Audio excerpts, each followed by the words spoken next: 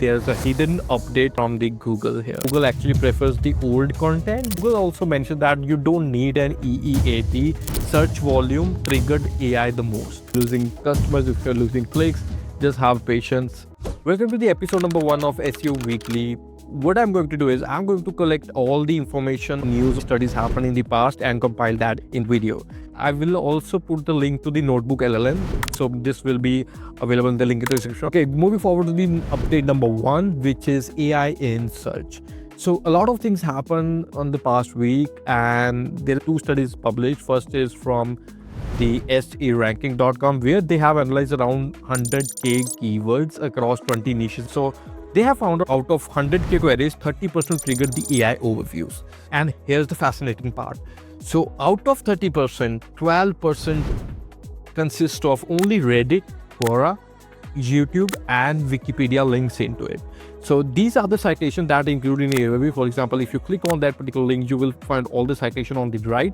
And out of these citations, 12% included only from these sources. Reddit and Quora often cited in these particular sources. So what that means? That means UGC, user-generated content, is on rise, and Google are actually preferring all the user-generated content more than small website publishers. So next, what they found out is keyword with lower search volume triggered AI the most.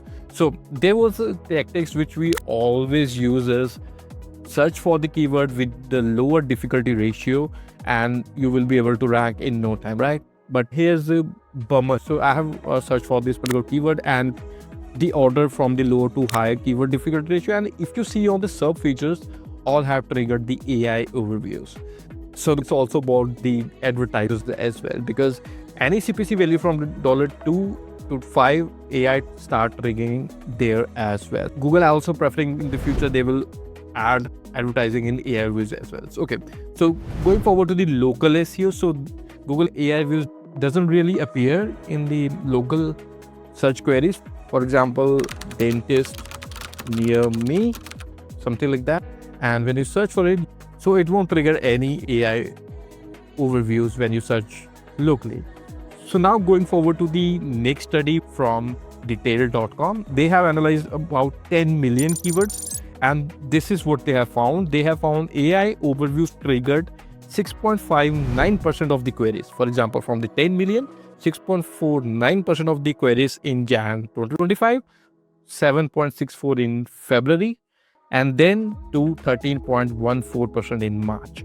It's a growth of 72%. What type of keywords actually appearing in AI overviews? Let's talk about that. According to the search, 88% of the informational keywords triggered the AI overviews the most. So the number of commercial, transaction and navigational queries, it doesn't happen that much, but it is increasing day by day. Now going to the next study from momenticmarketing.com, they have compared the Google versus ChatGPT, and this is one finding which I think you may like. They have tracked the individual links, how much clicks that individual clicks. ChatGPT users are more than twice as likely to click external link per visit. For example, 1.4 for ChatGPT, 0.6 for Google. So if someone to Google, that person may get information in the Google index itself, but if that particular individual go to chat, it's highly likely to click on that referral link. So ChatGPT sends more to the publisher as compared to Google. So there you have an answer. Now talking about the key takeaways. As we know, all those low hanging fruit keywords also triggering the AI and resulting in clicks. It's evident from my personal perspective as well, because our website is also getting affected this particular thing. So if we go to how to optimize your content for that particular keyword, it's okay to create content for the topical map. For example, this is my core keyword for how to mag, and I want to generate content around it to get more topical relevance. So if you see here, there is a keyword. I always try to create a content with keyword difficulty ratio. If you start seeing all the keywords here on the right, it's pretty decent keyword difficulty ratio. As you can see, 0, 1 it's easily rankable, right? But if you see all the sub features here, they have the AI overview generated, so answer generated by AI. So what my strategy will be, I will be creating content for this, but I will be giving more emphasis on the keyword that doesn't trigger AI overview. For example, this particular keyword doesn't trigger any AI view, so I will focus more on this particular content to get more clicks. So this will be my strategy. And second is how to track your AI clicks. This is the part of the other video. You must subscribe to this channel because I will be creating a dedicated video how to track your AI clicks using Google Analytics. For example, if you see Google Analytics of mine, I have already added this custom channel group, which is AI, and they started tracking all the clicks from the AI. So if I go to the explore here, I have added this custom exploration here, where I will be able to track all the clicks that I get from the ChatGPT, Copilot from the Microsoft, Perplexity. So this is about AI search. So let's go to the next update. Google search rankings have recently shows high volatility. So if you go to the similar sensor here, and you can see SERP volatility for up to the last 30 days, and you can see it's still on the higher end. To the round table, they have also posted it. They have tracked around different sensors. For example, similar web, advanced web ranking. So volatility is at higher point right now. And you can see all the comments in this particular post that they are actually getting much lesser traffic right now. Maybe there's a hidden update happening from the Google here. So you can check your industry and all on the red marker here, and you can see it's a earthquake on Google search. Don't worry about that because it will settle in upcoming weeks. But maybe for now, if you're losing customers, if you're losing clicks, just have patience and keep creating creative content. So another update is from Zippy SEO. So they have published a study which tells about over optimization of your web pages. For example, so if users see a decline in their traffic for a specific keyword, for example, they may be ranking number 1 for this keyword and now they rank in 4th or 5th. So typically what SEO practitioners do, they refresh that content, maybe add more section to it and see if it's acknowledged by Google, and boom, our traffic goes back to the original position. So here they have multiple findings here, but what I found interesting is this one, which is page update frequency. In this, they have found that the winning sites are around 74 days, and on the losing side is pretty much less, which is 273 days. So here you can see Google actually prefers the old content. But if you're doing it just for refreshing the content, just changing the dates of the content, then it might be a problem for you. For example, the Google leak, as Google leak happened, and they have a metric called last significant update. So they actually store so much information in this particular variable, so they can tell if the update is substantial or it's not that much to actually give you any preference over the other search results. So here are the takeaways. So if you see a decline in your search query, what you need to do is you need to research that what other are writing and working for them, and then see what part of section needs to be optimized. Then only you can start optimizing your content. So if you are, for example, using tools like Surfer SEO and optimizing mindlessly, just putting on the content with the help of AI, that doesn't work now. So if you use Surfer SEO for the over optimization, so here is your buzz killer moment. Now let's move on to the next update. So next update is about fake EEAT.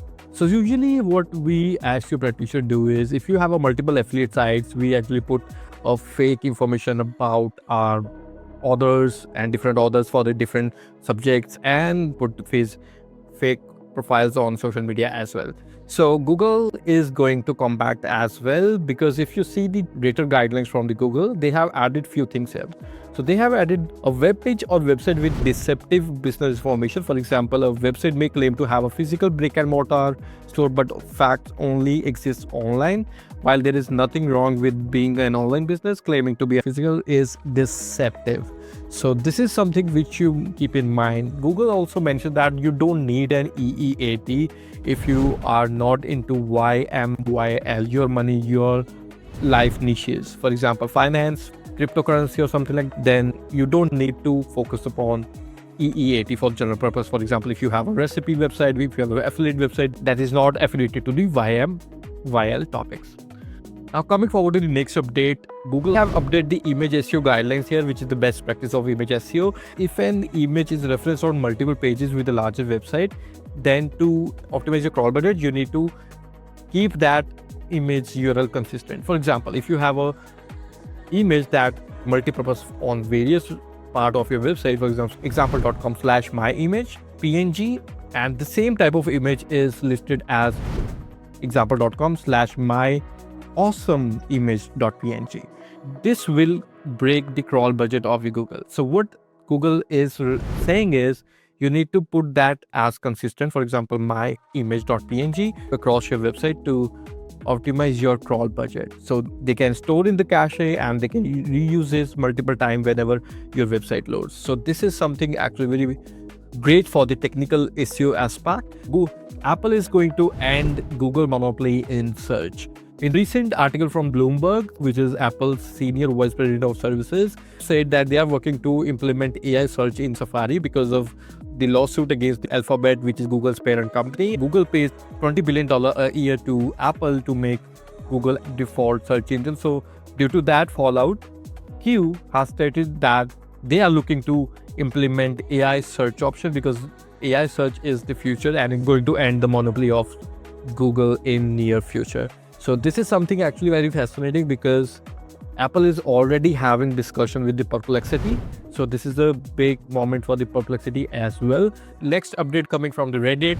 So Reddit posted their Q1 earnings, but they also posted some metrics that their daily active users increased by 30% from the year to year. As we know, Google preferred the user-generated content from Quora or Reddit, and this is what benefits the Reddit the most. So Reddit actually is now the #1 tool to find content ideas to engage with the users, what's actually working, and then we start to strategize our content marketing game. And we are using Reddit as our main tool for these purposes. So how to use Reddit for that purpose, you need to subscribe to this channel because that will be a part of a dedicated video.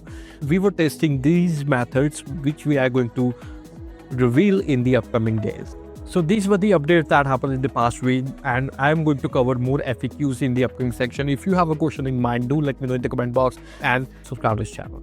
So see you in the next video. Until then, bye-bye.